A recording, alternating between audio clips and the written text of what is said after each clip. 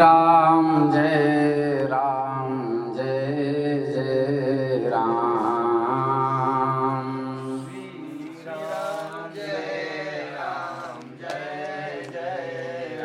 श्री राम जय राम जय जय राम।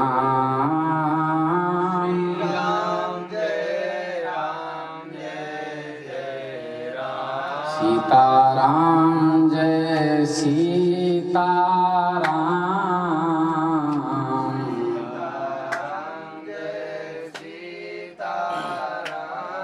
राधे श्याम जय राधे श्याम।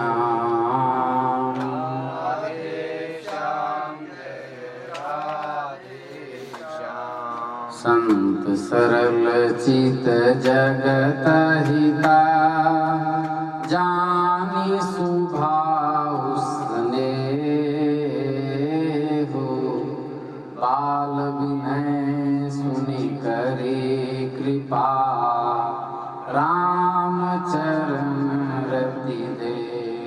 जहाँ तक हो गया था। बहुरी बंदी खलगन सति भाए, जे बिनु काज दाहिने हूँ बाए। कह रहे हैं बहुरी बंदी खलगन सति भाए।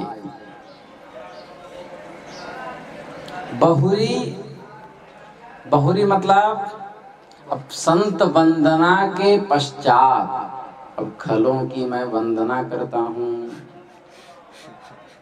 दुर्जनम प्रथमम वंदे, दुर्जन की वंदना पहले करनी चाहिए। बोले क्यों? क्योंकि बोले दुष्ट यदि नाराज हो गया तो हर काम में टांग अड़ा देगा। संत वंदना के पश्चात अनंतर खलगन बंदी, खलगणों की मैं वंदना करता हूँ। खल समाज दुष्ट समूह की मैं वंदना करता हूँ। सती भाए, सच्चे भाव से, सद्भाव से, कपट छल बनावट या आक्षेप से नहीं। सती भाई समझे, संत स्वभाव से, आक्षेप से, ऐसे नहीं कि ऊपर से कपट से वंदना, हृदय से मैं वंदना करता हूं। बंदऊं बहुरी बंदी खलगन सती भाए। क्यों? जे जो बिनु काज, बिना प्रयोजन, बिना मतलब, बिना उद्देश्य, बिना अर्थ के, जे बिनु काज दाहिने हुबाए। जे बिना काज के, बिना प्रयोजन के दाहिने बाएं करते रहते हैं। दाहिने बाएं का मतलब क्या हुआ? जो कभी अपने हितैषी हो जाते हैं, कभी प्रतिकूल हो जाते हैं। इसको कहते हैं भाषा में 3-5। समझ गए? मैं खलगणों की, दुष्टों की वंदना करता हूं, उन्हें साष्टांग दंडोत प्रणतति निवेदन करता हूं। क्यों? सद्भाव से वंदना करता हूं। वो बिना काज के, जो बिना प्रयोजन के 3-5 करते रहते हैं। कभी हितैषी हो जाते हैं, कभी विरोधी हो जाते हैं। तो हाँ बोलिए। यदि सच्चे भाव से वंदना कर रहे हैं जी, तो फिर ये व्यंग्य क्यों आया कि जय बिनु काज दाहिने हुबाए? ये व्यंग्य हाँ बहुत सुंदर बात।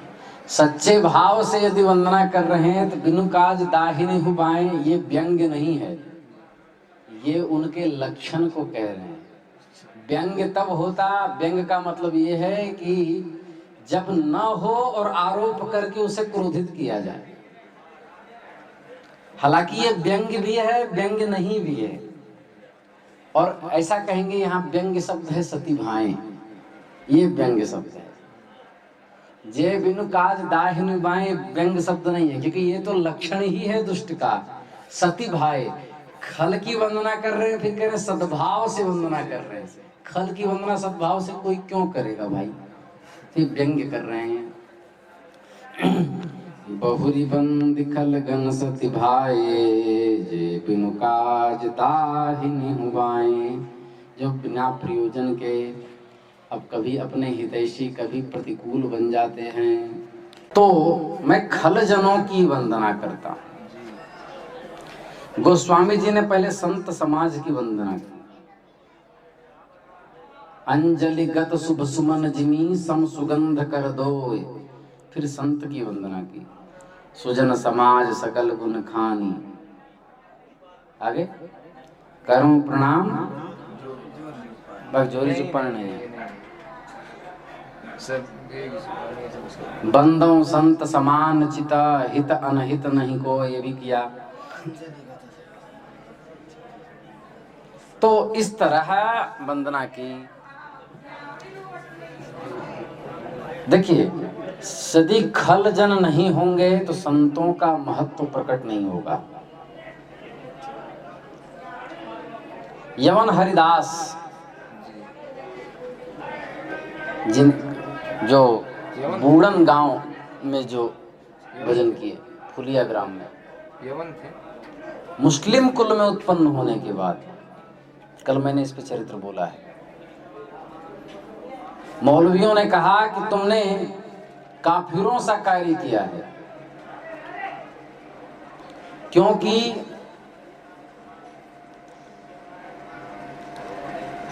कुरान आदि में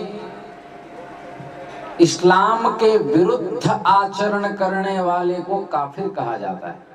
इसलिए अभी भी समय है, एक काफिरों के जैसा उनके भगवान के नाम का जप करना छोड़ दो। बहुत समझाया, नहीं माने तो मृत्यु पर्यंत कोड़े मारने की सजा दे दी। हाथ बांध दिया गया, गांव में ले जाया जाने लगा, तड़ातड़ कोड़े बरसने लगे। और कोड़ा भी कैसा, उसमें नुकीली तारें लगी थी, मतलब पीठ पर जब लगता था तो वो चमड़ी लेकर के उठता था। रक्त से रंजित थे, लेकिन भगवान से कहते थे कि ये सब नादान हैं, इनको क्षमा कर दीजिए। और वो उस पर बहुत सुंदर संतों की पंक्ति है, मुझे लाखों कोड़े मारो, पर हरि का नाम उचारो। मुझे लाखों कोड़े मारो, पर हरि का नाम उचारो। ये नाम प्रभु का प्यारा, ये नाम प्रभु का प्यारा है, जीवन प्राण हमारा है, जीवन प्राण हमारा। भक्तों का परम सहारा, भक्तों का परम सहारा, लाखों पतितों को तारा। संतों का परम सहारा, लाखों पतितों को तारा। मुझे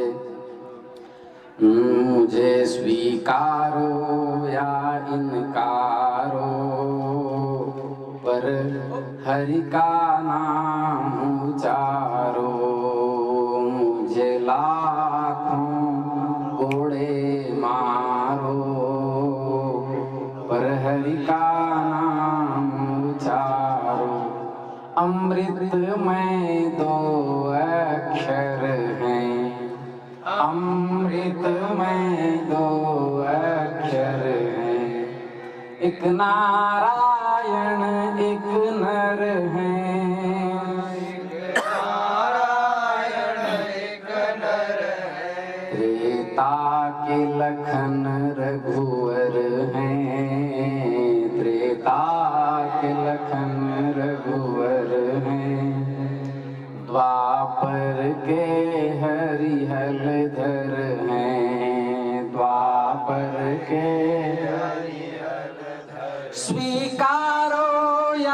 इनकारो स्वीकारो या इनकारो, पर हरि का नाम उचारो।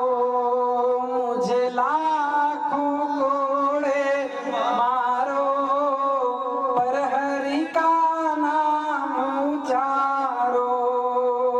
मुझे लाखों कोड़े मारो, पर हरि का नाम उचारो।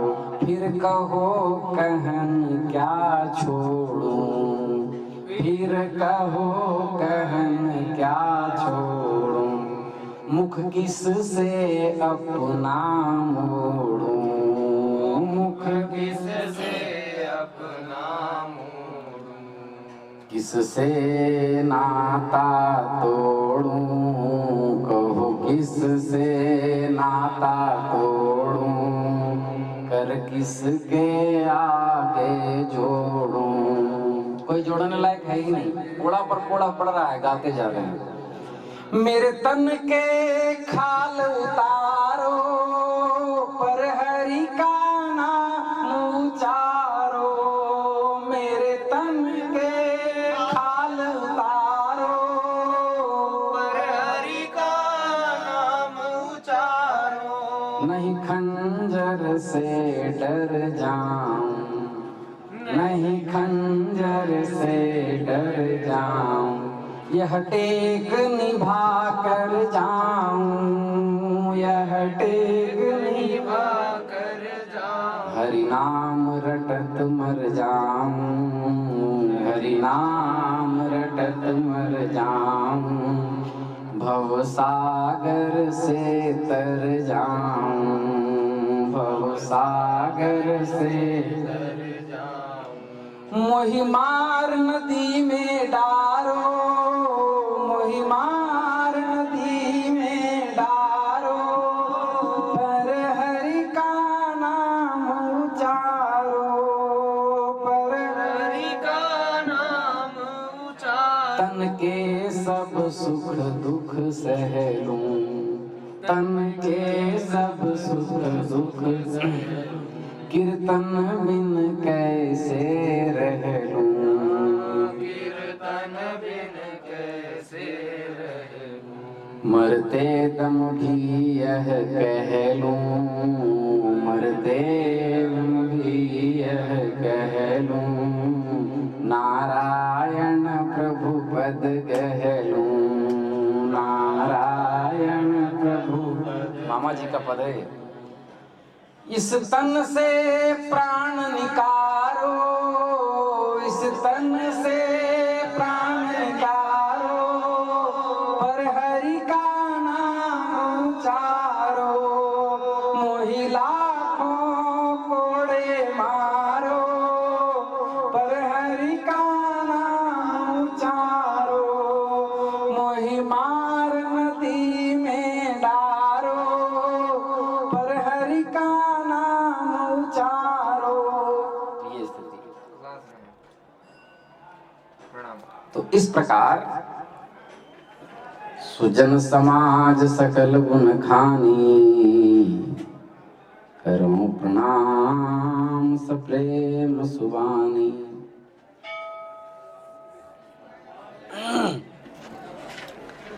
जगत को तीर्थ तारे जल थल प्रभाव, और मुनियों की आदरे पावती बलन को। ध्यान से सुने। तो इस प्रकार दुष्ट जन ही संतों के महत्व में मुख्य हेतु होते हैं, क्योंकि वो दुष्टता करते हैं और संत अपने संतत्व में स्थित रहते हैं, उनकी महिमा और बढ़ जाती है, बढ़ती है कि नहीं?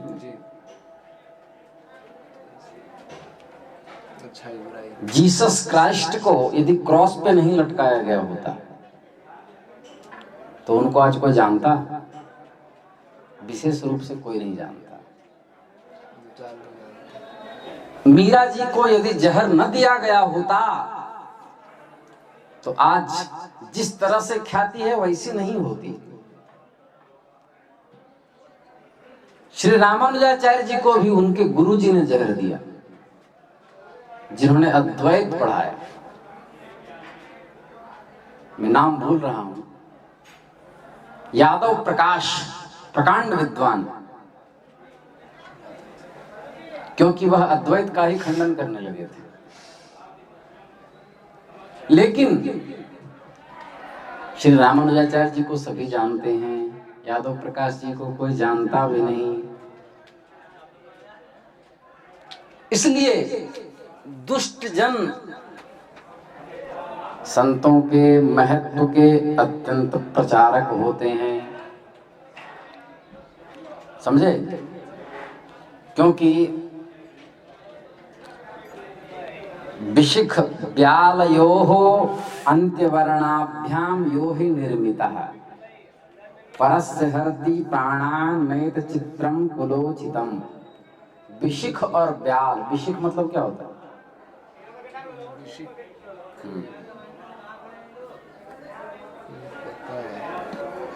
बताओ। व्याल मतलब, विशिख मतलब, तो विशिख और व्याल, विशिख के अंतिम वर्ण क्या है? ख, और व्याल का अंतिम वर्ण क्या है? ल, मिलकर क्या बना? खल। तो विशिख और व्याल के अंत्याक्षर से जो बना निर्मित शब्द, वह क्या करता है? बोले वो करता क्या है? बोले वह यदि जैसे जिस प्रकार व्याल और विशिख दूसरे के प्राणों का हरण करता है, उसी प्रकार दोनों के अंत्याक्षर से बना शब्द हमेशा दूसरों की हानि में ही लगे रहते हैं। समझ गए? इनको शांति कब मिलती है? बोले परहित हानि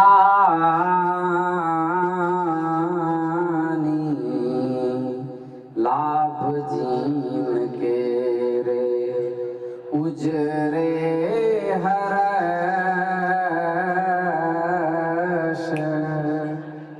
विषाद बसेरे। परहित हानि लाभ जिनके रे उजरे हर्ष विषाद बसेरे। पराए दूसरे की हानि भलाई, लाभ मतलब भलाई, मतलब दूसरे की जो हानि है, पराए हित की हानि ही जिनका लाभ है। परहित हानि लाभ जिन्ह केरे मतलब का, जिन्ह का माने जिनका, परहित हानि एव लाभ, जिनका दूसरे के हित की हानि ही जिनका लाभ है। दूसरे का हित जिसमें होना है उसकी हानि कर देना, समझ गए? वो परहित करते हैं हानि करके, अब वही उनका क्या हो जाता है? लाभ हो जाता है। कोई दुखी हो गया, किसी का काम नहीं बन पाया तो ताली बजाने लगता है, हाँ बहुत अच्छा बहुत अच्छा। दुष्ट लोग ऐसे ही होते हैं। और उजरे हर्ष विषाद बसेरे, उजरे हर्ष, यदि वो उजड़ जाए, सामने वाला विरोधी उजड़ जाए तो हर्षित होते हैं, चकाचक बहुत अच्छा हुआ, ऐसे ही होना चाहिए था। और विषाद बसेरे, बसेरे बसने पर उनको विषाद होता है। कोई कहीं रहने लगे, किसी की अच्छी व्यवस्था हो जाए तो उसको बड़ा दुख होता है कि ये कष्ट क्यों नहीं पा रहा, ये ऐसा क्यों है, यहाँ से गया तो फिर कष्ट क्यों नहीं पा रहा, इसको इतना सुखी कैसे भगवान ने कर दिया। उसको नींद नहीं आती है और सुबह उठ के भगवान से प्रार्थना करते, हे भगवान उसको दुखी कर दो, हे भगवान उसको दुखी कर दो। ये दुष्टों की स्थिति होती है। जब काहू के देखहीं विपत्ति, जब किसी की विपत्ति को देखते हैं, सुखी भय मान हो जगन नृपति, ऐसे सुखी होते हैं जैसे उस जगत के सम्राट हो गए हों। इतने सुखी होते हैं किसी को दुखी देख करके, समझ गए? काहू के जो सुनहि बड़ाई, श्वास ले ही जन जूड़ी आई। किसी की बड़ाई सुन ले तो इतना जोर श्वास लेते हैं जैसे ज्वर आ गया हो, बुखार आ गया, जॉन्डिस, हेपेटाइटिस हो गया, ऐसा लगता है। इसलिए ये दुष्ट ऐसे ही होते हैं। परहित हानि, आगे, लाभ जिनके रे, उजरे हर्ष विषाद बसेरे। पराये हित की हानि ही जिनका लाभ है, उजड़ने से जिनको हर्ष होता है। और सत्पुरुष और दुर्जन, इनमें यही भेद है। भर्तृहरि नीति शतक में श्लोक प्रसिद्ध है। पुस्तक में जब पंक्ति बोले तो मिलाया कीजिएगा कि कौन सा प्रकरण कहाँ से चल रहा है। और गीता प्रेस की यदि पुस्तक हो मूल, तो कहाँ से खल की वंदना होगी वहां प्लॉट दे दीजिएगा, यहाँ से खल की वंदना यहाँ तक। इस तरह कथा आदि करने में, सत्संग आदि करने में सहायता मिलेगी। लेकिन एक बात हमेशा याद रखिएगा कि हमसे पढ़ने के बाद आप लोग कहीं भी भक्त और यजमान को कथा सुनाएंगे तो अपनी तरफ से धन की मांग मत कीजिएगा कि हम इतना लेंगे, नहीं, उसी दिन आपकी विद्या समाप्त हो जाएगी। जो दे दे ठीक है, मांग करके नहीं कि हम 11,000 लेंगे, 21,000, क्योंकि कथा बेची नहीं जाती। उसी दिन आपका नाश होना प्रारंभ हो जाएगा, जिस दिन आप कथा के मोल लगाने लगेंगे। जो खुशी से मिल जाए। एते सत्पुरुषा परार्थ घटकाः स्वार्थं परित्यज्य सामान्यास्तु परार्थमुद्यमद्भुतः सामान्यास्तु परार्थमुद्यमभृतः स्वार्था विरोधेन ये ते मीमानुषराक्षसाः परहितम् स्वार्थाय निघ्नन्ति ये निघ्नन्ति निरर्थकं परहितं ते के न जानीमहे ते के न जानीमहे।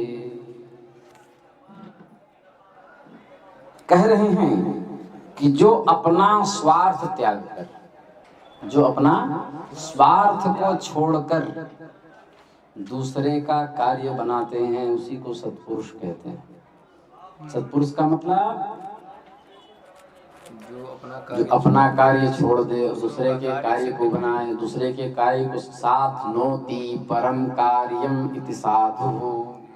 लिखा है कहाँ? लघु सिद्धांत कौमुदी के उनादि प्रकरण में। क्रीवापाज निस्वासाध्य सूभ्य उन आदि, देखो सूत्र है लघु सिद्धांत में, जल्दी खोलो। क्रीवापाज निस्वासात पूर्व कृदंत के बाद, लाओ इधर, खोजोगे तो ज्ञान बढ़ेगा कथा।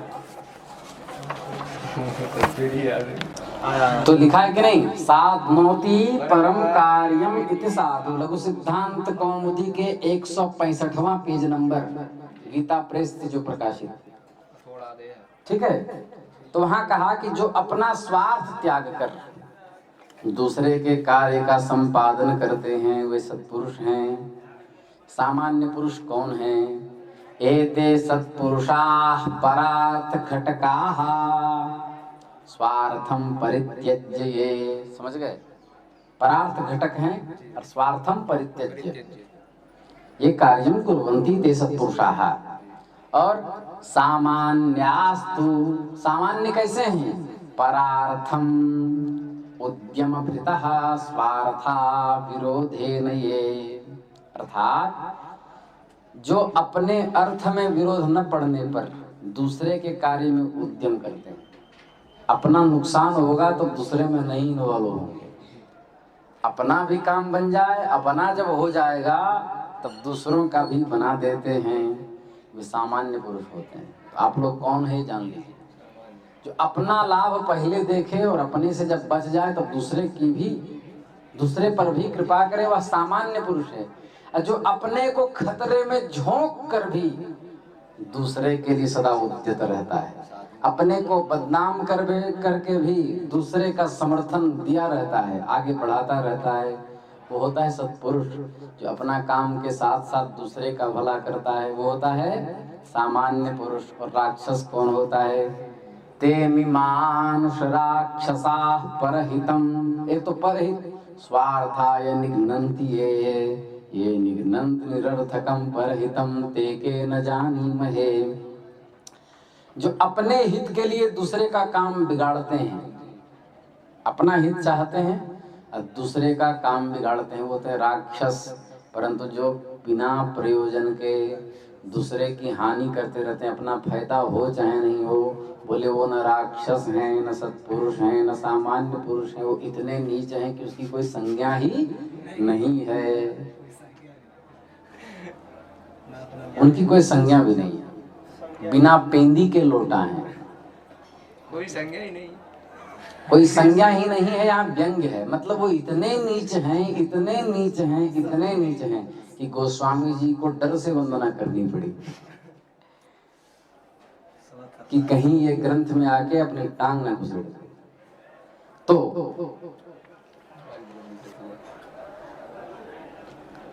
हरि हर जस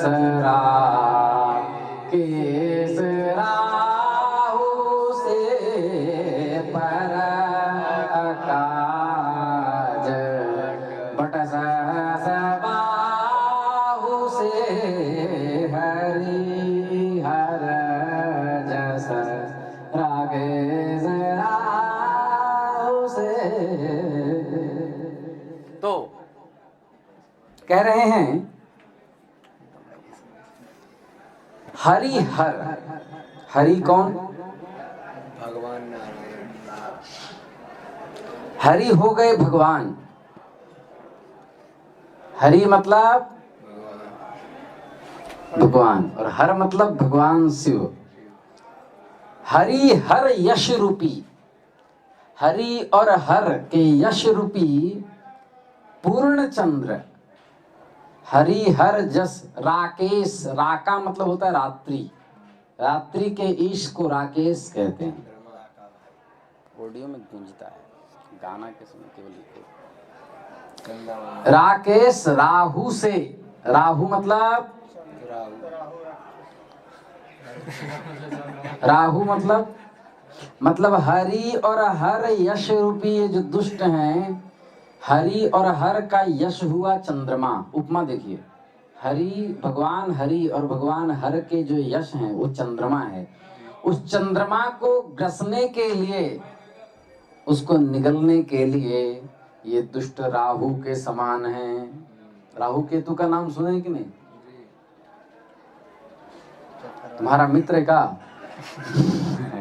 चलो कोई बात नहीं, होगा भी तो कोई दिक्कत नहीं है, वो बहुत वक्री होता है तो आफत मचा देता है। तो हरि और हर्ष जस राकेश राहु से, ये क्या करते हैं? राहु क्या करता है हमेशा? अब बेचारे चंद्रमा कुछ बिगाड़े नहीं, अमृत पीने के लिए स्वयं घुसा था बीच में, लेकिन ये क्या करता है? पर अकाज, दूसरे का काम बिगाड़ने के लिए भट्ट योद्धा है। सहस बाहु से, सहस्रा बाहु के समान योद्धा है। मतलब हरि हर रूपी जो यश है चंद्रमा, हरि हर यश रूपी चंद्रमा के लिए ये दुष्ट राहु के समान है। जिस प्रकार चंद्रमा को राहु ग्रस लेता है, उसी प्रकार ये राहु रूपी जो दुष्ट है वो हरि हर का यश गाने वाले जो संत जन हैं, तो उनके अंदर से यश को ग्रस लेता है। मतलब यश को ग्रसने का मतलब उसको हरिहर यश कहने की क्षमता ही नहीं बचती, लेकिन उसमें भी संत बच जाते हैं। तो हरिहर यश रूपी चंद्रमा को ग्रसने के लिए राहु के समान है। किसके समान है? राहु के समान। राहु ने क्या किया था? जब समुद्र मंथन हुआ, उस समुद्र मंथन में जब 14 रत्न निकले, तो भगवान कुबेर कलश में लेकर के क्या आए? कुबेर थे कि धनवंतरी थे? धनवंतरी थे। तो हाथ में क्या लेके आए? अमृत कलश लेकर के आए।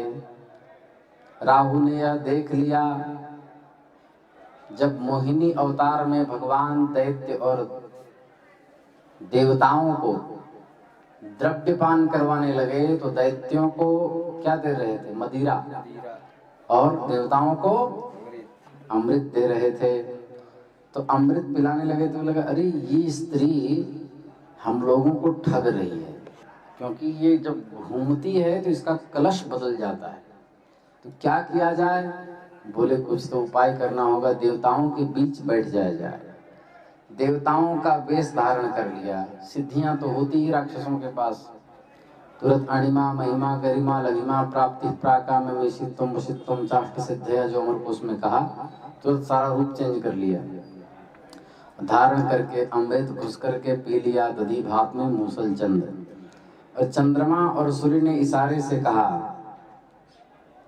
भगवान से कहा, देवलिंग प्रतिच्छन्नः स्वर्भानुर्देव संसदि प्रविष्ट सोम विवच्चंद्रार्काभ्याम च सूचितः। चंद्र और अर्क ने, सूर्य ने कह दिया ये राक्षस कुल का है, ये घुस करके अमृत पी लिया है। अमृतपान करते समय ही सुदर्शन चक्र से सिर काट दिया बेचारे का। अमृत का संसर्ग न होने के कारण उसका धड़ जो है वो प्राणहीन होकर के गिर पड़ा, क्योंकि यहीं तक गया रहा, और धीरे से उतार दिया उन्होंने, तो वो गिर पड़ा, किंतु सिर अमर हो गया। तब ब्रह्मा जी ने उसे भी एक ग्रह बना दिया। क्या बना दिया?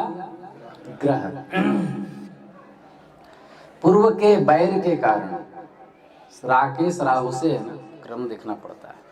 पूर्व के बैर के कारण चंद्रमा और सूर्य अब भी पूर्णिमा और अमावस्या को इनसे कष्ट पाते हैं, अर्थात इस दिन राहु इनको ग्रस्ता है।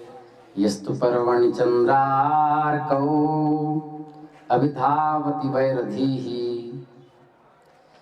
अमृत राहु के कंठ के नीचे नहीं उतरने से सिर मात्र अमर हुआ। राहु था कौन? हिरण्यकश्यप की जो लड़की थी सिम्मिका, सिम्मिका का पुत्र था। सिम्मिका का पुत्र क्या था? राहु। हिरण्यकश्यप की पुत्री सिम्मिका का पुत्र था राहु। समझ गए? प्रहलाद जी का भतीजा, भतीजा ना होगा, भतीजा होगा कि भांजा होगा? भांजा होगा ना, मामा हो जाएंगे ना प्रहलाद जी। हिरण्यकश्यप के पुत्र प्रहलाद जी हैं, और सिम्मिका भी पुत्री है, तो मामा हो गए प्रहलाद जी। भांजा बहुत खतरनाक रहा। तो वह अमावस्या और पूर्णिमा को परेशान करता है, लेकिन ये जो राहु है ये प्रतिदिन परेशान करता है। फिर कह पर आकाश भट्ट सहस बाहु से। मेरु तंत्र में एक श्लोक बड़ा प्रसिद्ध है, मेरु तंत्र में, कार्तवीर्यार्जुनो नाम राजा बाहु सहस्रवान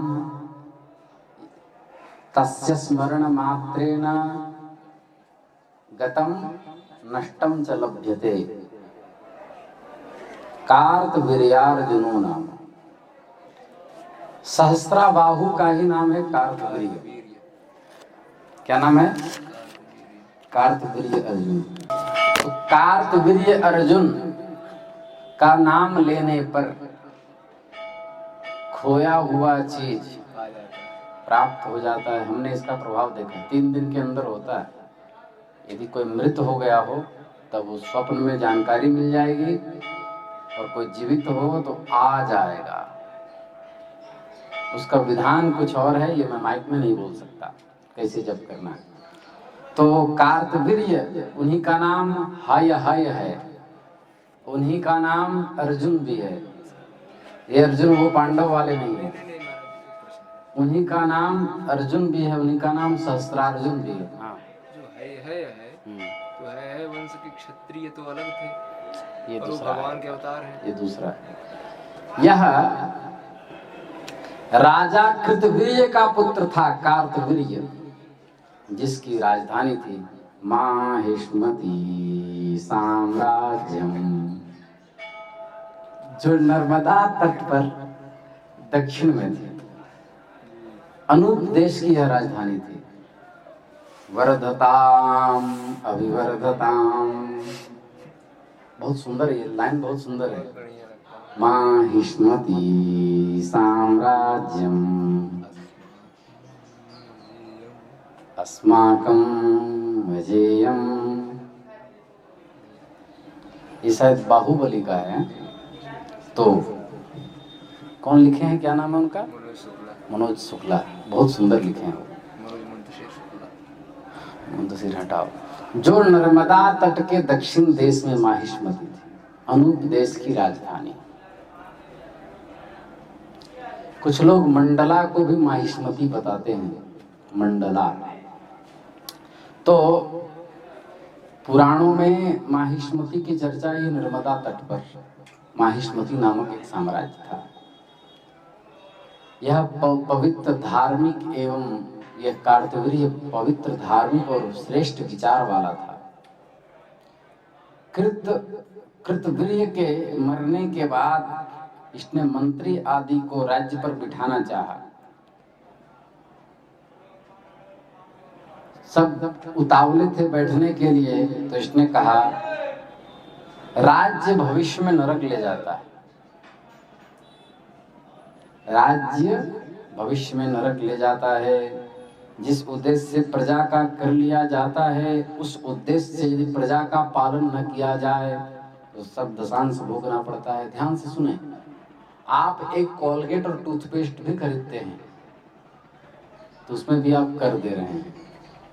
गरीब भी मुंह धोता है, साबुन लगाता है, और सबका टैक्स गवर्नमेंट को जाता है। इतने लोगों का सब कुछ लेने के बाद भी यदि सारी प्रजा प्रसन्न नहीं है तो जितनी दुख हो पाएगी उसका दशांश सम्राट को भोगना पड़ता है। इसलिए अधिकतर राजा नरक जाते हैं। समझ में आया? व्यापारी वाणिज्य के लिए कर लिया जाता है, यदि उसका पालन न किया गया तो व्यापारी वाणिज्य के लिए यात्रा कर सके उसकी व्यवस्था करनी चाहिए। न करने पर राजा को प्रायश्चित लगता है। इस प्रकार वह सब सोच करके राज्य का यथा पालन करने के लिए उद्यत होते हुए भी उसने राज्य नहीं किया। वह तप करना चाहता था। भगवान श्री कृष्ण के पुरोहित महर्षि गर्गाचार्य जी से सम्मति लेकर के उन्होंने भगवान दत्तात्रेय की आराधना की। किसने? कार्तवीर्य ने आराधना की। आराधना करने के बाद उनका पैर दबाता, उनके लिए माला, चंदन, सुगंध, जल, फल आदि सामग्री प्रस्तुत करता, भोजन के साथ साधन जुटाता, जूठन साफ करता, अनेक प्रकार का उपक्रम करता। कार्तवीर्य 10,000 वर्षों तक उसने दुष्कर तप किया। किसने? कार्तवीर्य ने। और पद्म पुराण के सृष्टि खंड के अनुसार दत्तात्रेय जी ने 4 वरदान दिए। कितने वरदान दिए? 4 दिए। तो उसमें से बोले 4 वरदान तुम मांग लो। पहले इसने कहा कि 1000 भुजाएं दे दीजिए हमको। क्या दे दीजिए? आप बता ही रहा क्या यार? 1000 भुजाएं दे दीजिए। दूसरा कहा मेरे राज्य में लोगों के अधर्म की बात सोचते ही मुझसे भय हो और वो अधर्म से हट जाएं। खड़े हो जाओ। तीसरा, मैं युद्ध में पृथ्वी को जीतकर धर्म पूर्वक बल का संग्रह करूं, शत्रु को जीत लूं। दत्तात्रेय जी भगवान के ही अवतार हैं। और चौथा उसने कहा संग्राम में लड़ते लड़ते मैं उसी से मारा जाऊं जो मेरी अपेक्षा श्रेष्ठ योद्धा हो। कौन लड़े थे उनसे? उनकी भुजा काटने वाले। हाँ, तो इस प्रकार वरदान मांगा। तो वन परों में भी ये कथा आई है। तो पर अकाज भट सहस बाहु से, तो युद्ध करते समय उसकी 1000 भुजाएं थी। अब धीरे धीरे उसके अहंकार में उसने असज्जन जो थे, जो सज्जन नहीं थे, उनको भी सताना प्रारंभ कर दिया। पावर जल्दी पचता नहीं। क्या है, एक पंक्ति बड़ा सुंदर है रामचरितमानस में, मुझे उठ नहीं रहा, जिसमें लिखा है प्रभुता पाई जाय मद नाही, प्रभुता पाई जाय मद नाही, असको नहीं जन्मा जग माही, प्रभुता पाई जाय मद नाही। ऐसा कोई धरती पर नहीं पैदा हुआ जिसको प्रभुत्व प्राप्त होने पर, पर्याप्त पावर मतलब संपत्ति गणर आदि प्राप्त होने पर भी और अहंकार से वो बचा रह गया। ऐसा कोई जगत में पैदा नहीं हुआ। ठीक है, तो इस प्रकार परवादे दशवदनः पररंध्र निरीक्षणे सहस्राक्षः, जे पर दोष लखहीं सहसाखी, परहित कृत जीन के मन माखी। जे पर दोष, जो पराये दोषों को सहसाखी देखते हैं। सहसाखी मतलब सहस्रों नेत्रों से देखते हैं। सहसाखी मतलब सह आँखी, सहस आँखी, हजारों नेत्रों से देखते हैं। जिनका मन माखी, मक्खी, परहित रूपी घी में मक्खी की तरह जिनका मन है। मक्खी जब डूबती है तो टांग मुंह लेते हुए डूबती है। जे पर दोष लखहीं सहसाखी, उन दुष्टों की वंदना करता हूँ जो दूसरे के दोष को हजारों नेत्रों से देखते हैं। किसी के देखना जो दुष्ट होंगे ना, उसको अरे बहुत पड़ता है। हाँ, लेकिन हम देखे थे गोदौलिया पे गाली बक रहा था। ये एक बड़ी समस्या है। तुम अच्छी अच्छी बातें करो, उसको नेचती लग जाएगी। हम जानते हैं। जे पर दोष, चकाचक आइए आइए, लखहीं सहसाखी, परहित कृत जीन के मन माखी। सुनाई दे रहा था मणिकर्णिका घाट पे। जो दूसरे के दोष को हजारों नेत्रों से देखते हैं और जो दूसरे के हित में मक्खी की तरह, जो परहित रूपी घृत में जिनका मन मक्खी की तरह है, गोस्वामी जी कहते हैं मैं ऐसे दुष्टों की वंदना करता हूँ। तेज कृषाणु रोष महिषेषा, अघ अवगुण धन धनी धनेशा, उदय केत समहित सब ही के, कुंभ कर्ण सम सोवतनी के। तेज,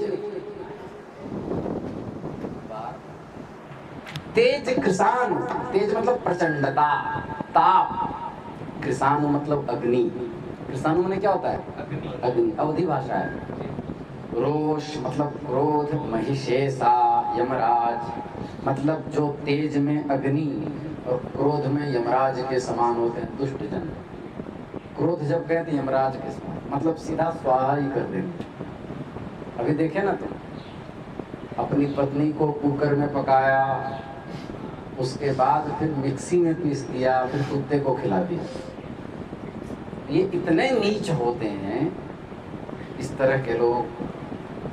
तेज में अग्नि और क्रोध में महिषेश के समान, महिषासुर के समान है। तो महिषासुर कहिए, पाप और अवगुण रूपी अघ अवगुण धन धनी धनेसा। धनेश मतलब होता है कुबेर। पाप और अवगुण रूपी धन में ये कुबेर हैं, मतलब इनके पास इतना पाप है, इतना पाप है कि पाप की फैक्ट्री खोल रखे हैं। महिषेशा में यमराज इसलिए कहा मैंने, उनका भी महिष ही वाहन है, और यहाँ पर महिषासुर लेंगे। इसके लिए मार्कंडेय पुराण में बड़े विस्तार से आया है। श्रीमद् भागवत में भी आया कि रंभ नामक दैत्य का पुत्र था महिषासुर। किसका? रंभ का। माहिषेण स्वरूपेण त्रासयामास तान् गुणान्, कहीं आया है? अपनी त्रैलोक्य दुर्गा सप्तशती में आया है। माहिषेण स्वरूपेण त्रासयामास तान् गुणान् त्रासयामास, दुखी करने लगा वो। माहिषेण स्वरूपेण, भगवती के ऊपर टूट पड़ा वो। समझ गए? महिष का रूप, भैंसे का रूप बनाकर। इसकी आकृति भैंसे जैसी थी, या भयंकर भैंसों का रूप धारण किया, इसलिए इसका नाम पड़ा महिषासुर। इसकी माँ का नाम था महिषी, महिषी नाम था। इसने हेमगिरी पर कठिन तपस्या करके ब्रह्मा जी से यह वर पाया था। क्या? ब्रह्मा जी से क्या वर पाया था? बोले कि स्त्री को छोड़ करके किसी पुरुष से मेरा वध ही नहीं हो। स्त्री क्या मारेगी? दुनिया में सबसे कमजोर पदार्थ होती है। उसको ये पता नहीं था कि दुर्गे स्मृता हर्ष भीतिमशेष जंतो स्वस्थै स्मृता मतिमतीयो शुभान ददासी दारिद्र दुख भय हारणिका तुदन्या सर्वोपकार करनाय सदा चित्ता ये भी हतर जगदुपैति सुखम तथैते कुर्वन्तु नाम नरकाय चिराय पापम संग्राम मृत्युम अधिगम्य दिवम प्रयान्तु मत्वेत नून महितान विनिहंसि देवी। ये पता ही नहीं था। तो दिक्पालों को जीत कर सबका अधिकार छीन करके स्वयं अधिपति बन बैठा। कितने के थथुनों से, कितनों को खुरों से, कितनों को केचित ताड़यामास, वहाँ लिखा है। बड़ा सुंदर वर्णन आया दुर्गा सप्तशती में। युद्ध के कौशल का वर्णन कहीं पढ़ना हो तो दुर्गा सप्तशती पढ़िए, वाल्मीकि रामायण पढ़िए, राम रावण योर युद्धा न भूते न भविष्यति, दुर्गा सप्तशती पढ़िए। लंका कांड पढ़ लीजिए, रामचरितमानस का, रामचरित के मानस के लंका कांड यदि पढ़ लिए आप और वो छंद कोई पढ़ा दिया, बहुत सारे अलंकार ऐसे आप ऐसे ज्ञान हो जाएंगे। निश्वास के वायु के झोंकों से मारकर सबको धाराशायी कर रहा था। भगवती ने उसकी जीवन लीला समाप्त कर दी। तेज कृषानु रोष मही शेषा अघ अवगुण धन धनी धनेसा। केतु, केतु कौन है? एक प्रकार का तारा जिसमें पूंछ दिखाई देती है, उच्छल तारा भी कहते हैं। 75 साल में एक बार वो दिखता है। इसे उच्छल या बढ़नी या झाड़ू भी कहते हैं। इस तरह के अनेक तारे हैं, इनकी संख्या अनिश्चित है। केतु पुच्छ स्वयं प्रकाशमान नहीं होता है, यह स्वच्छ पारदर्शी और वायुमय होता है। तो उदय केतु सभी के हित करने के लिए केतु के समान उदित हो जाता है। उच्छल तारा से कुछ भी वरदान मांगने पर पूरा हो जाता है, ऐसा इंग्लिश हॉलीवुड और बॉलीवुड में मान्यता है, पर पता नहीं क्या है। उसमें नायक नायिका कहते मिलते हैं, तारा टूट रहा है, मांग लो, मनोकामना पूरी हो जाएगी। तो उदय हो जाते हैं। सभी के लिए हित के लिए केतु के समान है, कभी कभी हित भी कर देते हैं। लेकिन ये क्या करें? कुंभकर्ण श्याम सोवर्तनी, ये कुंभ के कर्ण के समान सोते रहें तो ज्यादा अच्छा है। हे भगवान, इनको इतनी निद्रा दे दो कि सोते रहें, क्योंकि जागेंगे तो कहीं ना कहीं जरूर एंट्री हो जाएगी और परेशान करेंगे। ये दुष्ट जनों का स्वभाव होता है। कुंभकर्ण तपस्या करके चाहता क्या था? इंद्रासन। भगवती सरस्वती जिह्वा पर बैठ गई तो निंद्रासन मांग लिया। 6 महीना जागूं और केवल एक दिन सोऊं, ऐसा कहा। ये सोच करके उसने 6 महीना सोऊं, एक दिन जागूं, खूब विश्राम किया कर निंद्रासन दे दिया। पात्र देख लो, अंदर देखिए बहुत बढ़िया सुंदर अच्छे से देखो, तुम्हारा घर है। तो 6 महीना सो, एक दिन जागो। क्यों किया ऐसा? जो एहि खलानित करब आहारू, ये डेली खाएगा तो क्या होगा?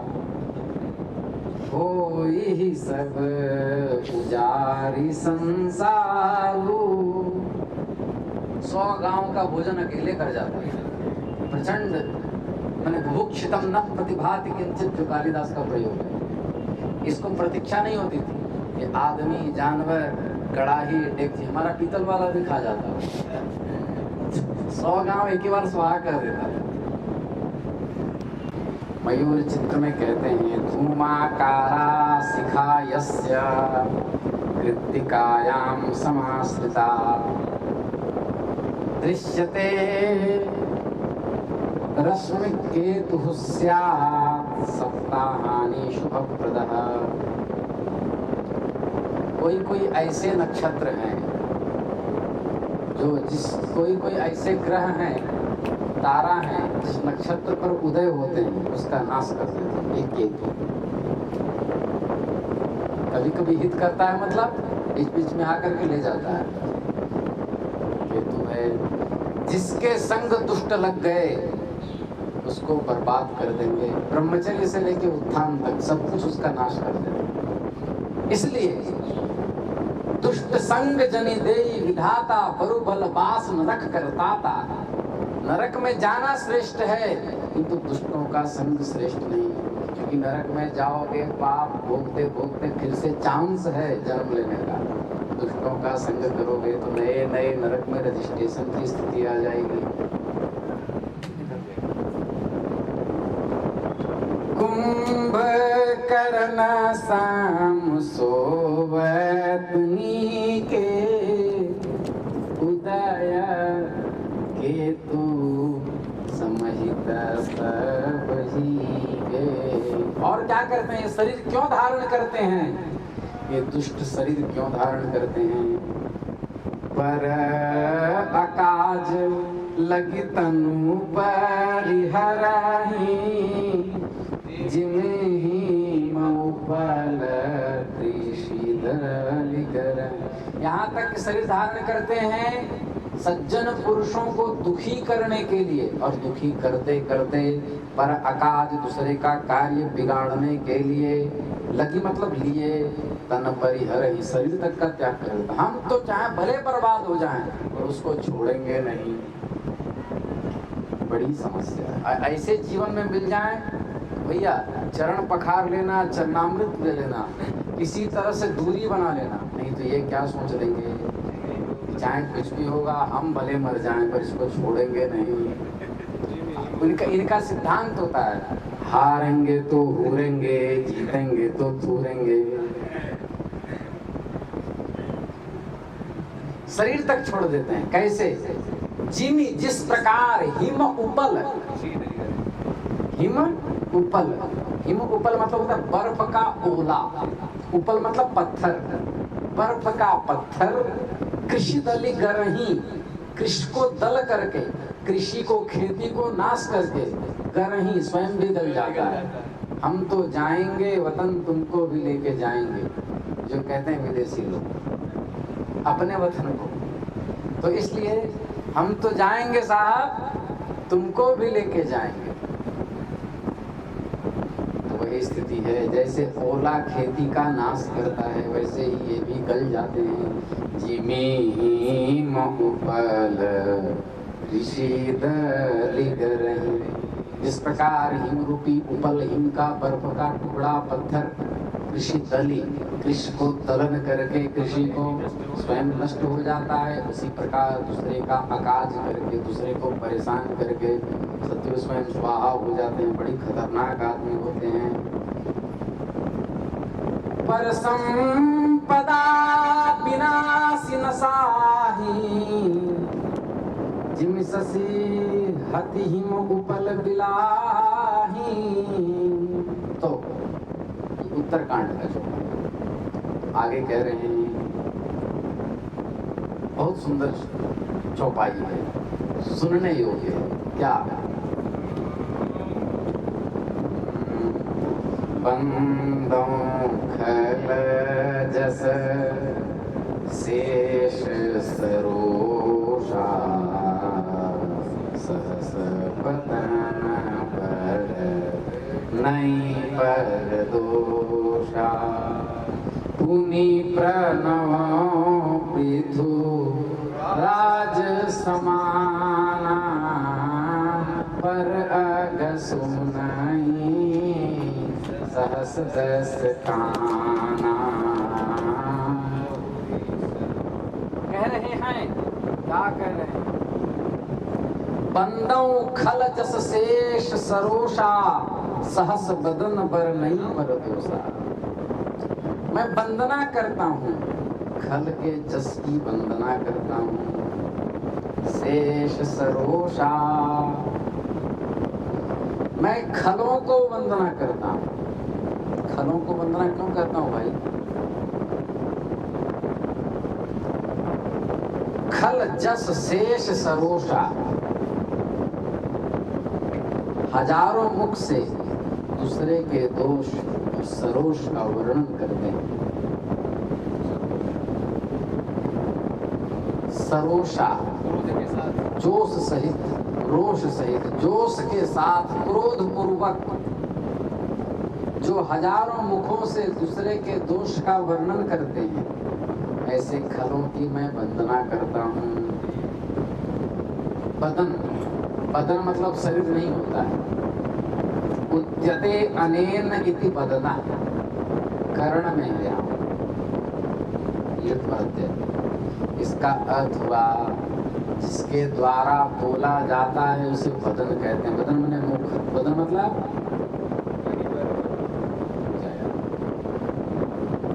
सिद्धि सदन गज बदन विनायक। गज का शरीर नहीं, गज का मुख। उद्यते अनेन इति बदनः, ठीक है। बदन मतलब मुख होता है। बद व्यक्तायाम वाची धातु से कर्ण में ल्युट प्रत्यय होता है, जिससे कहा जाता है, युवोर नाकों से अन होकर बनता है बदना। बदन मतलब मुख होता है। सहस बदन पर नहीं पर दोषा, दूसरे के दोष को हजारों मुख से कहते हैं। पुनि प्रणवो पृथुराज समाना, फिर से प्रणाम करता हूँ। कितना बार करते हैं? फिर उनको मैं राजा पृथु के समान जानकर प्रणाम करता हूँ। बोले कैसे? बोले जो 10,000 कानों से पर पाप को सुनते हैं। पृथुराज, राजा पृथु जो थे, जिनकी पत्नी का नाम पृथ्वी है, पृथ्वी का दोहन किया था उन्होंने, इसी से उनको औषधि रूपी पुत्र की प्राप्ति हुई थी। तो पृथु की पत्नी को पृथ्वी कहते हैं। तुम योगादाख्यायाम से ईश करेंगे तो क्या बनेगा? पृथुदंगीश, ईश का ही बचा, कोई अंशी से क्या बना? पृथ्वी बनेगा कि नहीं बनेगा? पृथ्वी नाम इनका पृथु के कारण पड़ा। इन्होंने, ये किनके पुत्र थे?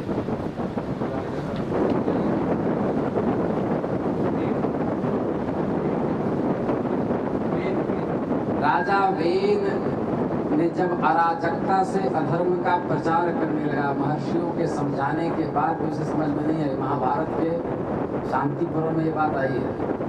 तो अराजकता की रक्षा के कारण उनकी बाईं जंघा का मंथन किया तो निषाद की उत्पत्ति हुई, समझे। और दोनों भुजाओं से, एक भुजा से स्त्री और एक भुजा से पुरुष जोड़ा उत्पन्न हुआ। समझ में आई ये बात। तो बाएं से अर्ची हुई और दाहिने से पृथु हुए। इनमें विष्णु भगवान के चरणों की रेखाएं उनके चरण में थी, हस्त रेखाएं उनके हाथों में थी, ब्रज अंकुश पुलिस आदि के चिन्ह बने हुए थे। इनके समझ सब गए कि भगवत अवतार हैं। इनके यहाँ पुरोहित शुक्राचार्य बने। वाल्खिल्यों ने, वाल्खिल्य ऋषि जो 60,000 हैं, अंगूठे के आकार के होते हैं, बरगद आदि पेड़ में झूल करके पत्ते में बैठकर तप करते हैं, ऐसे ऋषि वाल्खिल्य ब्रह्मचारी ऋषि 60,000 ब्रह्मतेज से जलते हुए ऋषि, इनके यहाँ मंत्री बने।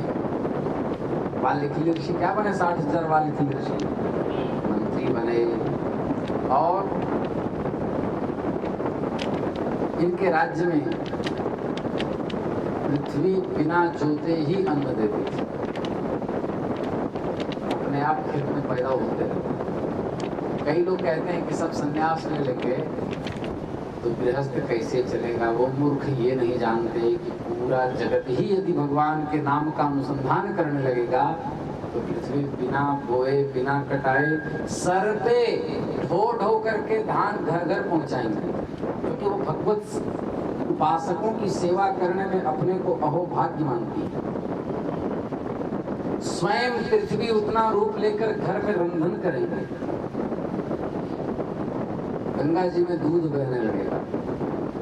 समझते हो, जहां पर कुकर और मिक्सी में लोग पीस करके कुत्तों को मनुष्यों को खिला देते हैं, वैसी जगह पर यदि प्रत्येक व्यक्ति 1-1 लाख नाम जप करने लगे, हमको लगता है प्रत्येक व्यक्ति छोड़ो,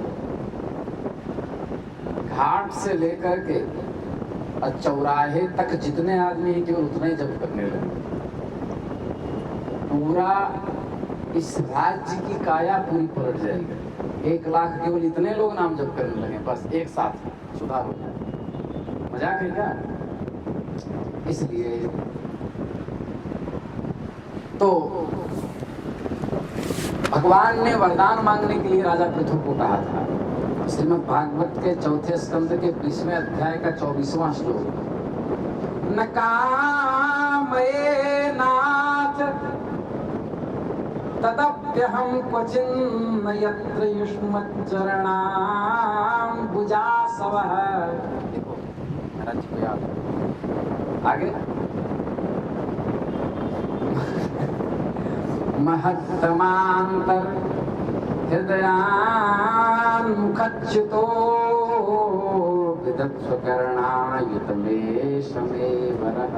हे भगवान, महान पुरुषों के द्वारा हृदय से, मुख द्वारा बाहर निकला हुआ जो आपका, आपके चरण कमल का मकरंद नहीं है, जिस जगह पर महान पुरुषों के हृदय से, उनके मुख के द्वारा बाहर निकला हुआ आपके चरण कमल रूपी कीर्ति रूप मकरंद नहीं है, उस पद को मैं कभी प्राप्त नहीं करना चाहता। मतलब जहां पर जिनकी संगति से आपकी प्राप्ति न हो, उस लक्ष्य को मुझे जाना भी नहीं। मैं क्या चाहता हूँ, मेरा तो यही है कि बस आपकी कथा सुधा रस का पान करने के लिए मुझे 10,000 कान दे दीजिए। 10,000 कान का मतलब क्या है? हाँ, 10,000 कानों की शक्ति दे दीजिए। जितना यश 10,000 कानों से सुना जाता है, उतना हम अकेले ही से सुन लें। समझ गए? भगवान के यश को 10,000 कानों से सुनते थे। वैसे ही दुष्ट होते हैं। दुष्ट क्या करते हैं? बस अंतर इतना है कि राजा पृथ्वी भगवान का यश सुनते थे, ये क्या करते हैं, क्या है इनका? बरा आघ सुनाई पर पाप, दूसरे के दोष, सहस दस काना पुनि प्राणवं पृथुराज समाना बहुरे शक्र समभिनवं देहि संतत सुरा नीक हित जेहि। शक्र मतलब क्या होता है? तक्रम शक्र से दुर्लभम, छाछ इंद्र को दुर्लभ है, तक्रम शक्र से दुर्लभम। शक्र मतलब इंद्र, शक्रपति सुरा क्या है? सुरपति बलाराधि सचिपति इंद्र मरुतवान महुआ विदौजा पाक शासन वृद्ध सर्वासनासीर पुरोहूत पुरंदर अमर घोष।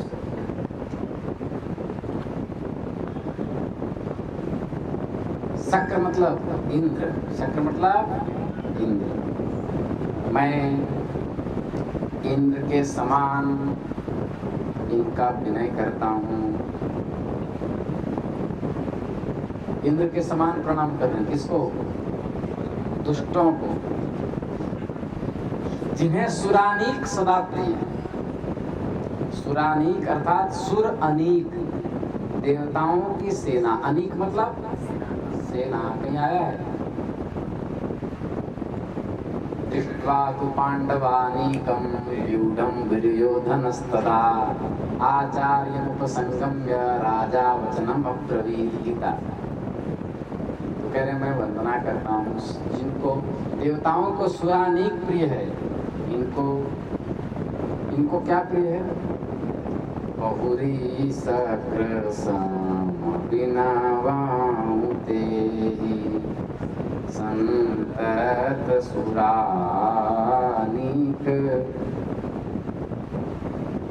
सुरानीक हित जेहि। देवता लोग इंद्र को, देवताओं की सेना प्रिय है। इंद्र आदि सोमपान करते हैं। देवताओं की सेना क्यों प्रिय है? इसका कारण है, सुनो।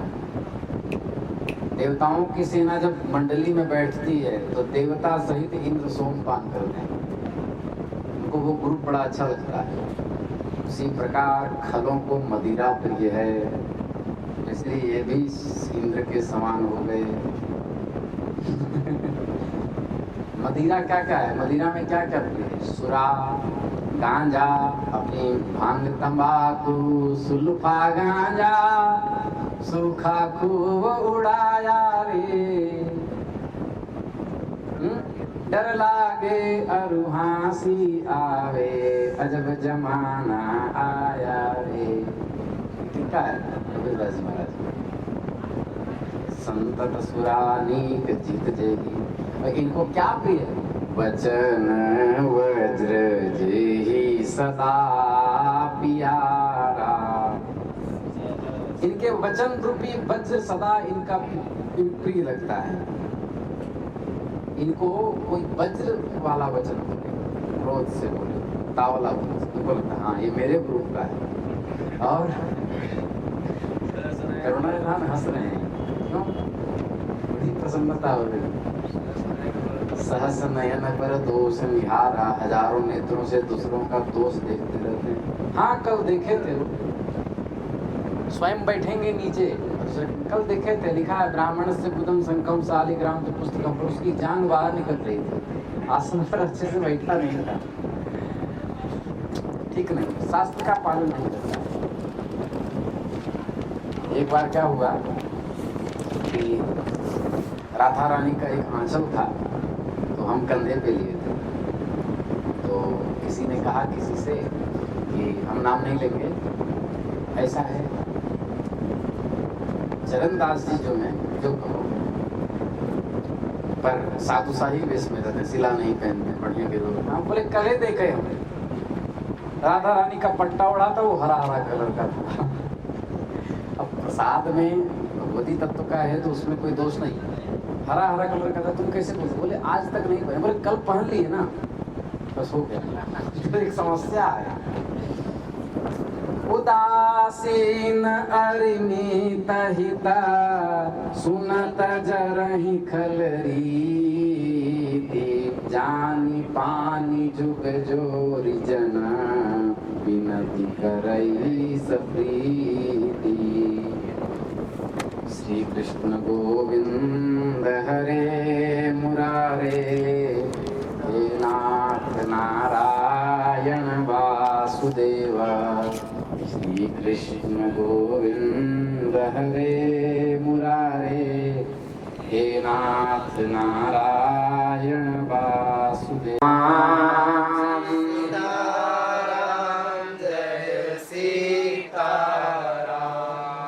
सीताराम जय सीताराम।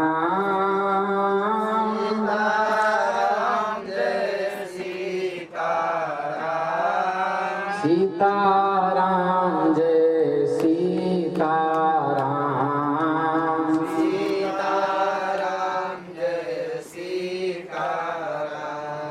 उदासीन अरिमित हिता सुनत जरहि खलरीति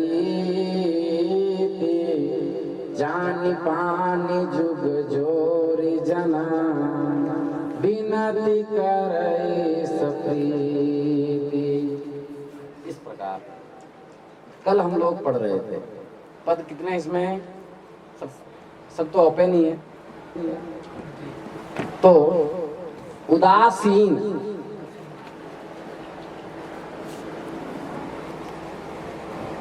उदासीन किसे कहते हैं? जो ना पक्ष में हो ना विपक्ष में हो, उदासीन उसको कहते हैं। हम तो तटस्थ हैं। आप देखना, गंगा जी में जो तैरता है वह गंगा का उतना आनंद नहीं ले सकता जितना तट पर खड़ा होकर के उनकी लहरों को देख करके प्रसन्न होता है। तटस्थ का अर्थ है कि हम न जमीन पे हैं न गंगा जी में, तट पे साक्षी भाव से जो है उसको उदासीन कहते हैं। न सुख लेता है न दुख। तटे तिष्ठति इति तटस्थः, तट में रहने वाले को तटस्थ कहते हैं। जिसका न कोई शत्रु है न मित्र है वह उदासीन है। क्या है? उदासीन। अरिमीत हिता, अरि मतलब होता है शत्रु, मीत मतलब मित्र। सुनहि जरहि खलरीत, उदासीन हो। दुष्टों का लक्षण बता रहे हैं। शत्रु हो अथवा मित्र हो, मतलब उदासीन जिसका किसी से कोई लेना देना नहीं। शत्रु भी हो या मित्र भी हो, उनकी भलाई सुनकर ये दुष्ट लोग जलते ही रहते हैं। चलो, शत्रु से जले अलग बात, मित्र से जले अलग बात, किंतु उदासीनों को तो छोड़ दो, जिसका ना उद्धव से लेना ना माधव को देना। लेकिन उदासीन हो, शत्रु हो अथवा मृत हो, उदासीन अरिमीत हिता सुनहि जरहि खलरीति। खल की रीति है, खल की परिपाटी है, स्वभाव है खल का कि सुनत जरहि मतलब उदासीन अरिमीत, उनका हित सुनत, यदि हित सुन लेता है तो खल रीति है कि जरहि वो जलता है। जानी पानी जुग जोरि जना बिनती करई सप्रीत। मैं जान करके, ऐसा समझ करके क्या करता हूँ? दोनों हाथ जोड़ करके, जुग जोरी, पानी जुग दोनों हाथ जोरी जोड़ करके, जन यह दास सप्रीत विनती करई, प्रेम सहित विनती करता है कि हे दुष्ट नरेश, आप प्रसन्न रहें। उदासीन अरिमीत हिता सुनत जरही खलरी, जान पान जुग जोर जना, बिनती करई सप्री। पहले कितना बोले, बहुरी बंदी खलगन सती भाए, जे दीन काज दाहिने हुआए। सद्भाव से किया। अब कह रहे हैं, मैं अपनी दिसी किन्हनी होरा, तिन निज और लाऊरा, बायस पली अति अनुरागा, होहि निरामिष कबहूँ विकारा। ये देखो यहाँ बंगला शब्द आ गया, निरामिष। निरामिष शब्द बंगला है। मैं अपनी दिसी किन्ह निहोरा, मैं अपनी तरफ से, दिसी मतलब अपने और से। दिसी कहाँ का है? एमपी की भाषा है। मैं अपनी दिसी किन्ह निहोरा, मैंने अपने और से निहोरा मतलब विनती कर दी। क्या कर दी? विनती कर दी। मैं भले विनती कर रहा हूं किंतु मुझे 100 नहीं 1000% ये पता है कि तीन निज और न लाऊ घोरा, यदि उनको अवसर मिल गया तो दुष्ट चूकेंगे नहीं। मैं भले नाक रगड़ के मर जाऊं। तीन निज, तीन मतलब वे, निज मतलब अपनी तरफ से, निज और अपनी तरफ से, न लाऊ घोरा, अपनी तरफ से वो भोलापन नहीं लाएंगे, सीधापन नहीं लाएंगे। एक कहावत है ना, कुत्ता का पूंछ। एक व्यक्ति पकड़ लिया और कुत्ते के पूंछ को जमीन में दबा दिया। उसको भोजन देता था, 12 साल तक घी लगा लगा करके जमीन में रखा। जब 12 साल बीत गया तो जनवरी के 1 तारीख को निकाला तो भी पूंछ जैसे की तैसे थी। इसका मतलब क्या हुआ? इसका मतलब क्या हुआ? हाँ, नेचर और सिग्नेचर बदलता है। बदलने का प्रयास करे तो भी झांकी आ जाती है। और जन्म मृत्यु को भी तो बदलता है, चलो नेचर। सिग्नेचर ही बदलता है। तीन निज और न लाहु भोरा, तीन निज और न लाहु भोरा। बना करके लिखे तो अलग बात, फटाक से लिखे तो जय सिया राम। वे अपनी तरफ से भोलापन नहीं लाएंगे। जाति स्वभाव नहीं छूटते। अब पांव उठा के बिहार में कहावत है। आप देखिएगा कुत्तों को पूरी, उसके लिए आप फर्स्ट क्लास एसी का लेटरिन बाथरूम बनवा दीजिए, एसी लगा दीजिए, लेकिन वो नई गाड़ी जहां देखेगा पहिए पर टांग उठा करके छोड़ देगा। दुष्ट का स्वभाव होता है। हालांकि ये सब कथाओं में बोलने की बात नहीं, किंतु हम पढ़ा रहे हैं, सुनने वाले भी कहेंगे कोई बात नहीं, टीचिंग चल रही है, नॉट लेक्चर। तो मैं अपनी दिसी किन्ह निहोरा, तिन्ह निज और न लाऊ भोरा। वे अपनी तरफ से भोलापन नहीं लाएंगे। क्यों? बायस पली अति अनुरागा, होहि निरामिष कबहूँ विकागा। बायस मतलब होता है कौवा। कौवा को अत्यंत अनुराग से, प्रेम से, मोहब्बत से पालिए, खूब पाला जाए, खूब अच्छे से पुचकार के रखा जाए। उसके गले में तुलसी पहना दीजिए, डेली राम राम सुने। लेकिन जाति का स्वभाव ऐसा है कि यदि मुर्गे की टांग मिल गई तो चोंच मार देगा। वो ही निरामिष, आमिष मतलब मांस, निरामिष मतलब शाकाहार। कबहू की कागा निरामस हुई, क्या कभी कौआ वैष्णव हो सकता है क्या? हो सकता है, वो अलग चीज है, सामान्यतया नियम है। मधुर वचन तब बोले कागा। तो बायस पली ही अति अनुरागा, हो ही बिना मांस का मांस त्यागी, जो मांस न खाए ऐसा कौवा हो ही नहीं सकता।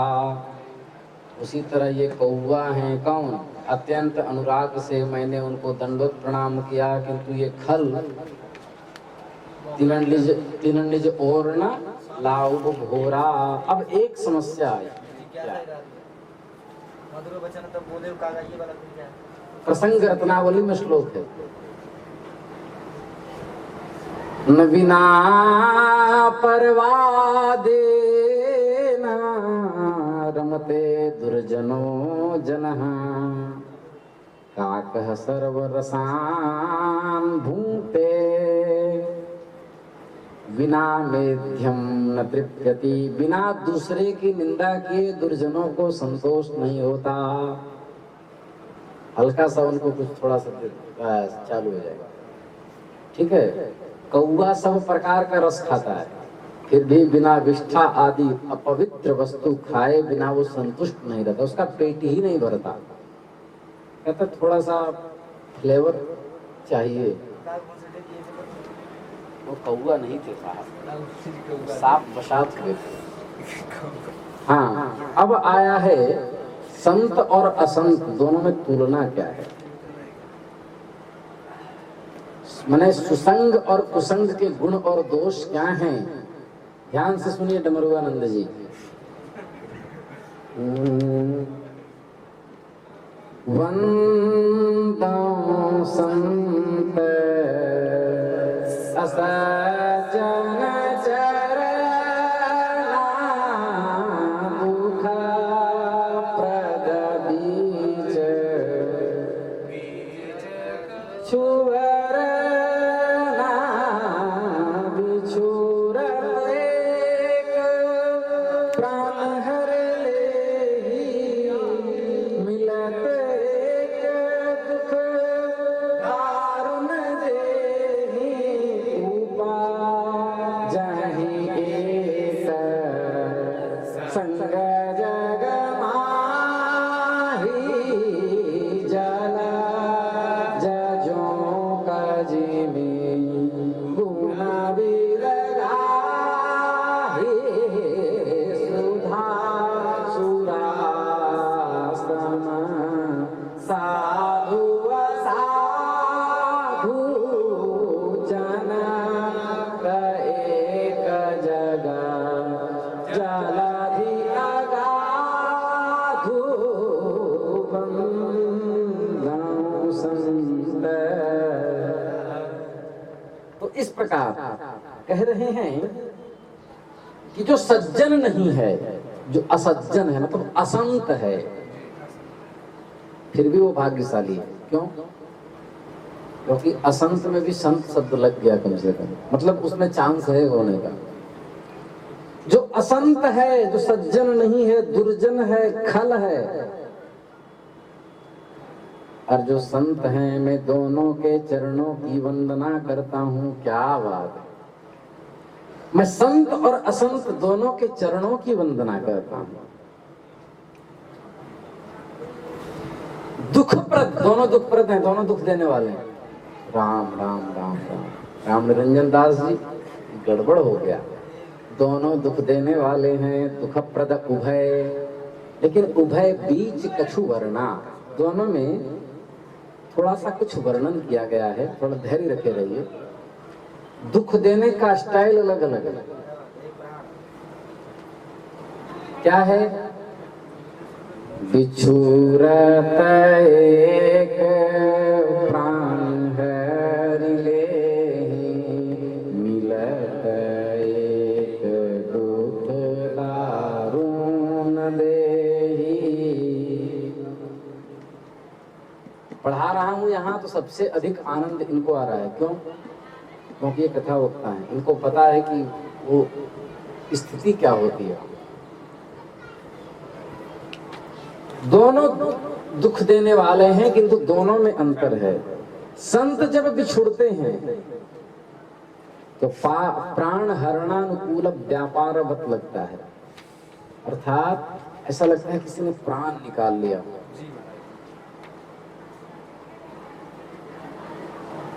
और असंत मिलते ही कठिन दुख देते हैं।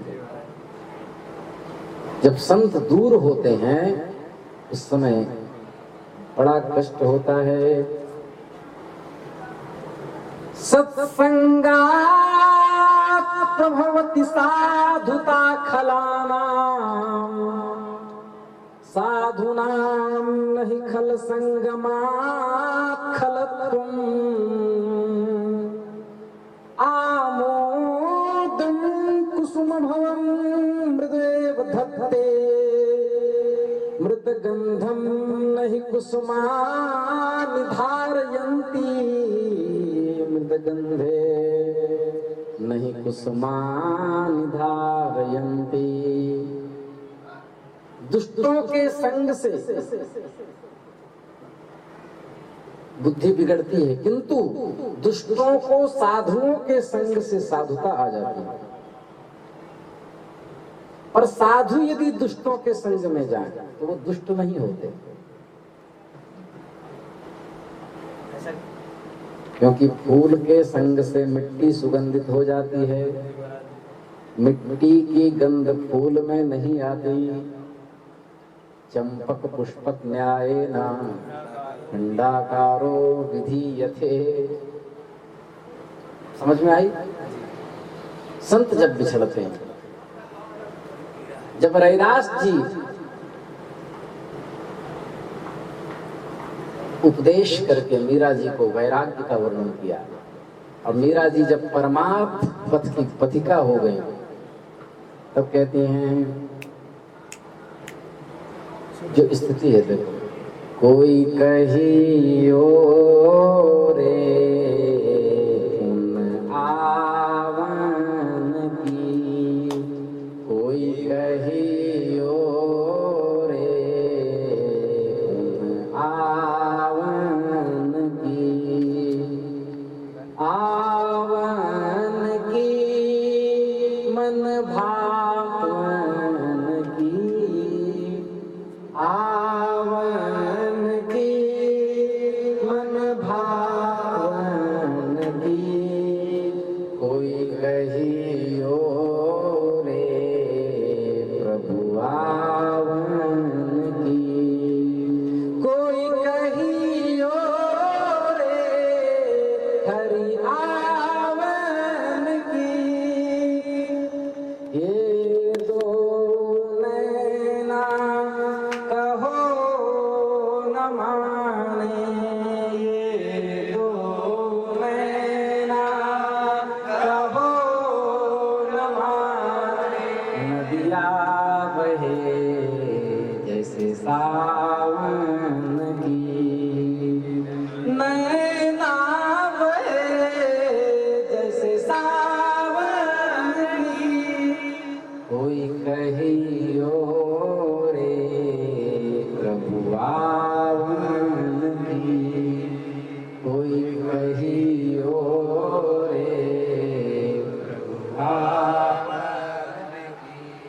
क्या करूं कछु वश नहीं मेरो, क्या करूं कछु वश नहीं मेरो, पाँख नहीं उड़ जावन की, पाँख नहीं उड़ जावन की, कोई कहियो रे हरियावन की, कोई कहियो रे प्रभु आवन की। आप न आवे लिख नहीं भेजे, आप न आवे लिख नहीं भेजे, बाण पड़ी ललचावन की, बाण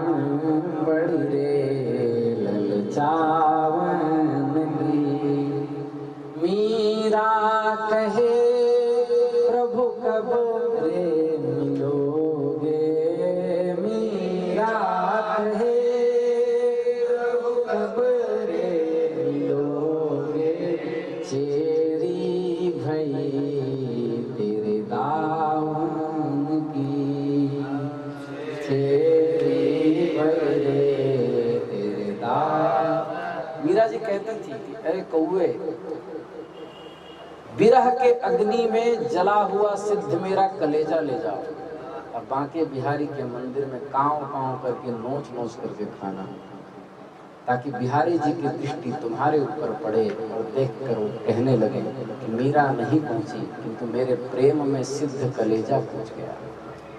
कोई कहियो रे हरियावन की, कोई कहियो रे हरियावन की। ये स्थिति है। जिसके प्रिय भगवान नहीं है उनका संग त्याग देना चाहिए। बिछुरत एक प्राण हर लेगी। जब मीरा जी से रैदास जी जब दूर हुए, जब उनको गुरु का अभाव लगने लगा, तो गोस्वामी तुलसीदास जी को उन्होंने चिट्ठी लिखी तब कि मेरे घर के लोग मीरा कहे, लोग कहे मीरा बई बावली, सास कहे कुल नासी रे, पग घुंघरू बांध मीरा नाची रे। तो मैं क्या करूं?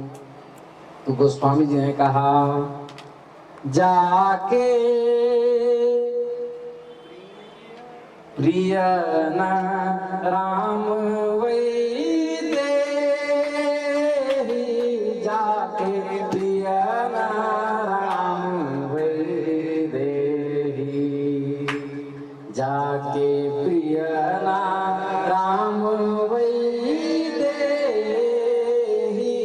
जाके प्रिय न राम वै दे, तजिए ताही कोटि बैरि सम, तजिए ताही कोटि बैरि सम, तजिए ताही कोटि बैरि सम, तजिए ताही कोटि बैरि सम, यद्यपि परम स्नेही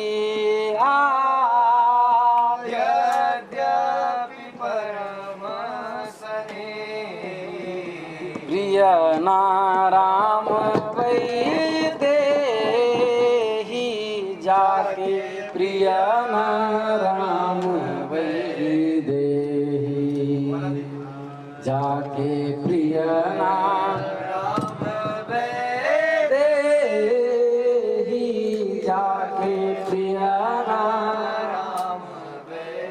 चाहे वो आपका कितनों भी स्नेही हो क्यों ना, लेकिन उसको करोड़ों करोड़ों शत्रुओं के समान समझकर त्याग देना चाहिए।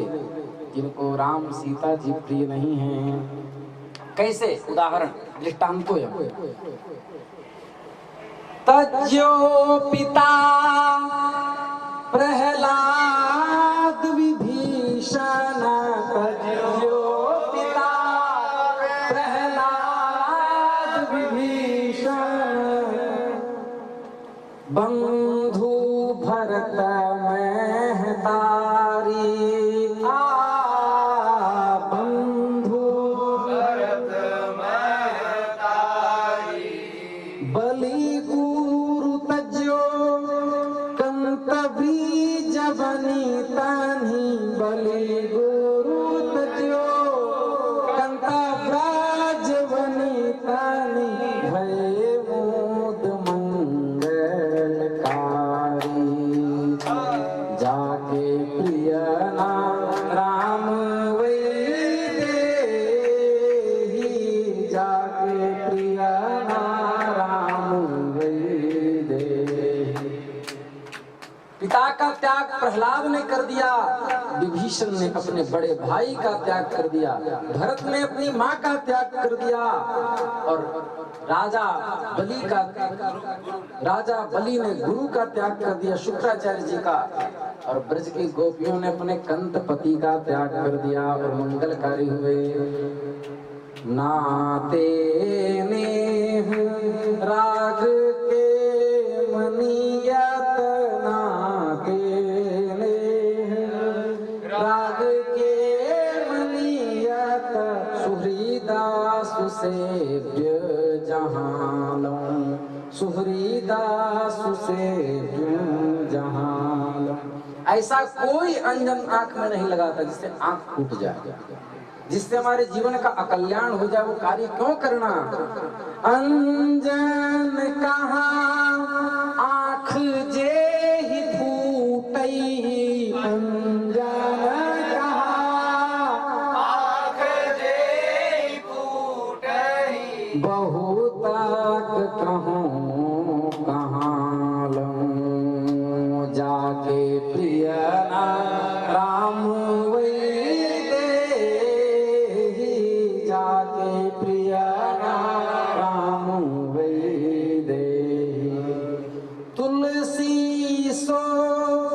सब भांति परमहिता, तुलसी सो भांति परमहिता, पूज्य प्राण ते प्यारो, पूज्य प्राण ते प्यारो। और मीरा जी आप क्या करिए? जासो होय स्नेह राम पद, जासो होय स्नेह राम पद, एतौ मतौ हमारो, जाके प्रिय राम वै देहि, जाके प्रिय राम वै देहि, तजिए ताही कोटि बैरि सामा, तजिए ताही कोटि बैरि सामा, यद्यपि परम स्नेही, यद्यपि परम स्नेही, जाके प्रिय राम वै देहि, जाके प्रिय राम वै देहि, जाके प्रिय राम वै देहि, जाके प्रिय राम वै देहि। उपजहि एक संग जग माही, जलज जोंक जिमि गुण बिल गाही। एक साथ उत्पन्न होते हैं, जोंक और कमल दोनों होते हैं कि नहीं? उसी प्रकार इसी पृथ्वी पर दुष्ट भी उत्पन्न होते हैं और संत भी उत्पन्न होते हैं, ठीक है? दोनों जगत में एक साथ उत्पन्न होते हैं, किंतु कमल और जोंक के गुण अलग अलग हैं। उसी प्रकार साधु अमृत और असाधु वारुणी के समान है। साधु सुरा सम, सुधा सुरा सम, सुधा के सम साधु, सुरा के सम असाधु, मदिरा के समान असाधु होते हैं। यथा संख्य मनुदेश समाना, सुधा सम साधु, सुरा सम असाधु। जनक एक, दोनों के जनक एक हैं, दोनों समुद्र से उत्पन्न हुए। जब उसका मंथन किया गया तो मदिरा भी निकला, सुधा भी निकला, लेकिन जनक एक, जग जलधि अगाध, दोनों का उत्पत्ति स्थान जगत रूपी अगाध समुद्र ही है। जगत रूपी भवसागर ही दोनों की उत्पत्ति स्थान है। किंतु भला आन भला निज निज करतूति, लहत सुजस अपलोक विभूति। भला अच्छा, अनभल बुरा, निज निज अपनी अपनी करतूती माने कर्तव्यता, कर्तृत्व, करणी कर्म है। लहत सुजस अपलोक विभूति, लहत मतलब पाते हैं, सुजस सुंदर, यश नाम कीर्ति, अपयश विभूति संपत्ति, ऐश्वर्य मतलब दुष्ट आदि क्या पाते हैं? अपयश, अतीक अहमद की तरह अपयश पाते हैं। इनकी अपकीर्ति होती है और संतों की कीर्ति होती है, इनको यश मिलता है, सम्मान मिलता है। सुधा सुधाकर सुरसरि साधु, भले और बुरे अपनी अपनी करनी के अनुकूल सुयश और अपयश रूपी ऐश्वर्य को प्राप्त करते हैं। सुधा, साधु अमृत चंद्रमा और गंगा जी के समान है। साधु क्या है? अमृत है, चंद्रमा और गंगा जी के समान है, क्योंकि जय ही दरस परस समागमा दिकसा, जय ही दरस परस समागमा दिक पाप राशि नसाइए, जब द्रवै दीन दयाल राघव साधु संगति पाइए। अमृत चंद्रमा और गंगा जी के समान साधु है। खल कैसा है? विष अग्नि और कर्मनाशा के समान है। कर्मनाशा नदी किसे कहते हैं? गंडकी तरने न, बड़ा सुंदर श्लोक गुरु जी बोले थे सांगोई वाले, कर्मनाशा तरने न करतोया विलंघनात्, गंडकी बाहु तरने ना, कुछ हम इसका हिंदी बता देते हैं। कर्मनाशा नदी में नहाने वाले को सारे पुण्य नष्ट हो जाते हैं। और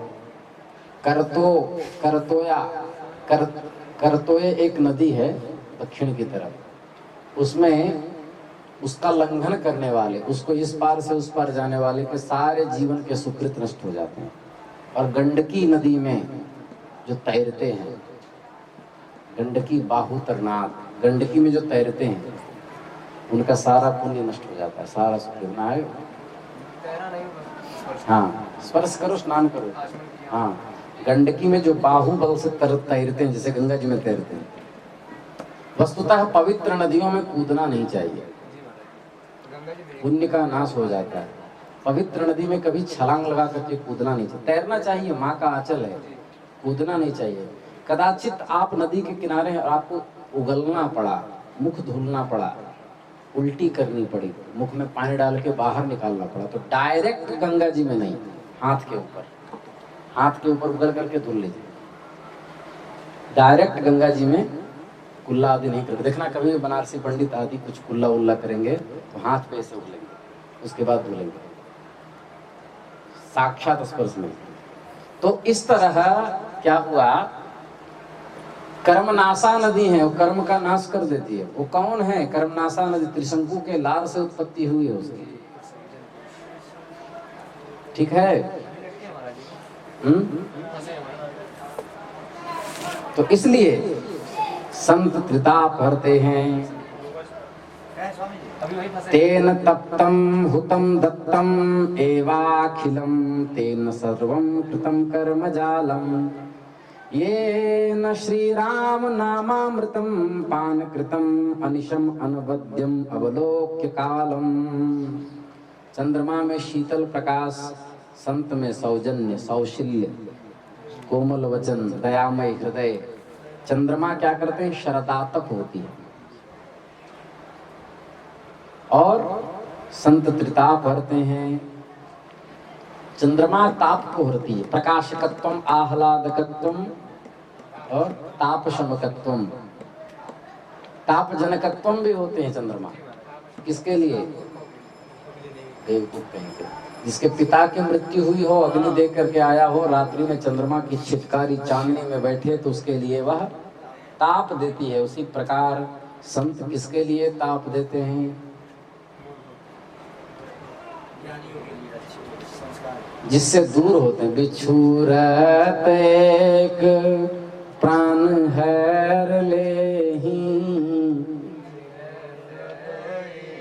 इसको यहाँ नहीं लगाना। गुण अवगुण जानत सब कोई, जो जहीं भाव नीक तहीं सोई। गुण अवगुण सभी को जानता है, कौन नहीं जानता कि गुण क्या है अवगुण क्या है। ध्यान से सुनो, लेकिन जिसको जो भाता है, रुचता है, उसको वही अच्छा लगता है। चाहे भले दुनिया समझाते समझाते मर जाए, पर करेगा वही जो उसको अच्छा लगता है। ठीक है, भलो भलाई ही पैल है, लहे नीचाई ही नीच। सुधा सराही अगर अमरता, गरल सराही मीच। सीताराम सीताराम सीताराम, जय सीताराम। सीताराम सीताराम सीताराम, जय सीताराम। सीताराम सीताराम सीताराम, जय सीताराम। सीताराम सीताराम सीताराम, जय सीताराम। नमः पार्वती पतये हर हर महादेव। मेरे प्राणेश मनमोहन, तुम्हें ढूंढूं कहाँ जाकर, तुम्हें ढूंढूं कहाँ जाकर। बड़ा बेचैन हूँ तुम बिन, मुझे देखो जरा आकर। तुम्हें ढूंढूं कहाँ जाकर। वरुण पुकार। मेरे प्राणेश यदुनंदन, तुम्हें ढूंढूं कहाँ जाकर। तुम्हें ढूंढूं कहाँ जाकर। तुम्हारी याद आते ही झड़िया सूखी लग जाती। तुम्हारी याद आते ही झड़िया सूखी लग जाती।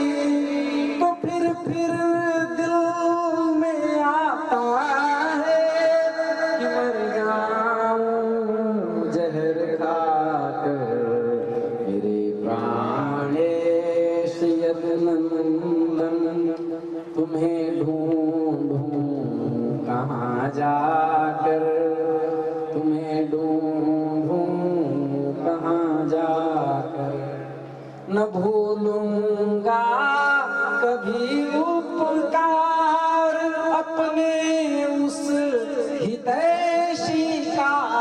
न भूलूंगा कभी उपकार अपने उस हितैषी का। जो करवा दे मुझे दर्शन, कन्हैया को यहाँ लाकर। तुम्हें ढूंढूं कहाँ जाकर। मेरे प्राणेश यदुनंदन, तुम्हें ढूंढूं कहाँ जाकर। तुम्हें ढूंढूं छिपे हो तुम कहाँ जाकर। न आते हो बुलाने से। छिपे हो तुम कहाँ जाकर। न आते हो बुलाने से। मजा क्या तुमको आता है, मुझे इस तौर तड़पा कर। मजा क्या तुमको आता है, मुझे इस तौर तड़पा कर। तुम्हें ढूंढूं कहाँ जाकर। विनय कर जोड़ कर दोनों, यही है